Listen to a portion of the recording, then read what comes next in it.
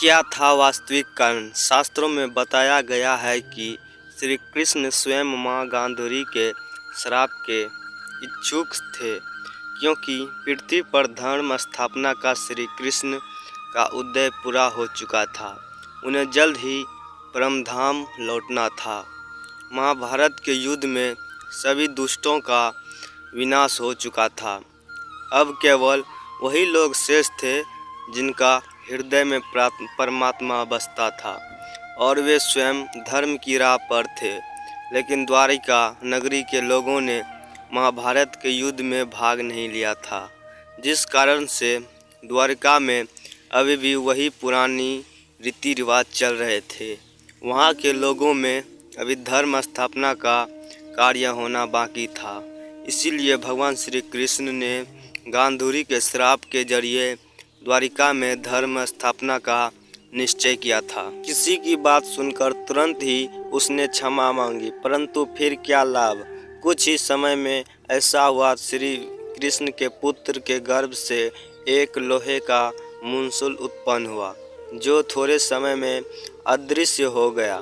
इसके पश्चात कुछ ही समय में गांधारी के श्राप का असर द्वारका नगरी पर दिखने लगा था। द्वारका में आए दिन अनहोनी घटनाएं घटनी प्रारंभ हो चुकी थी। चूहों की संख्या इतनी ज़्यादा बढ़ चुकी थी कि लोगों का जीना मुश्किल हो गया था। लोगों में आपसी द्वेष और झगड़े बढ़ चुके थे। द्वारकावासी तामसिक क्रियाओं में लीन रहने लगे थे। तत्पश्चात भगवान श्री कृष्ण ने अर्जुन को संदेश भिजवाया कि वह उसके नगर के कुछ लोगों को किसी सुरक्षित स्थान पर पहुंचा दे। अर्जुन श्री कृष्ण के निमंत्रण पर जल्दी ही द्वारका पहुँचे। एक अन्य कारण यह भी था, जब एक दिन द्वारका नगरी में कुछ शांत जन भ्रमण पर निकले थे, तो वहीं पर श्री कृष्ण का एक पुत्र अपने कुछ मित्रों के साथ अटखेलियाँ कर रहा था। उसने अपने मित्रों संग मिलकर ऋषियों के साथ मजाक करने की सोची।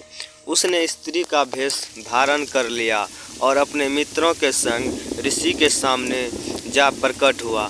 उसने ऋषि से कहा, मुनिवर, मुझे बताइए मेरे गर्भ से क्या उत्पन्न होगा। ऋषि ने पाया कि यह युवक उनके साथ उपहास कर रहा है। ऋषि ने उसके कहा कि तुम्हारे गर्भ से एक ऐसा मूसल उत्पन्न होगा जो तुम्हारे समस्त कुल का नाश। तब तक द्वारकावासियों ने आपस में लड़ कर आधे कुटुंब का नाश कर दिया था। श्री कृष्ण के बेटे प्रद्युम्न की भी मृत्यु हो चुकी थी। भगवान बलराम ने भी अपने प्राण त्याग दिए थे और श्री कृष्ण किसी वन में जा बैठे, जहां पर एक शिकारी के तीर से उन्होंने भी अपनी देह त्याग दी। अगले ही दिन श्री कृष्ण के पिता वासुदेव ने भी अपनी 3 पत्नियों के साथ देह त्याग दी, जिसके बाद अर्जुन ने उनका अंतिम संस्कार किया।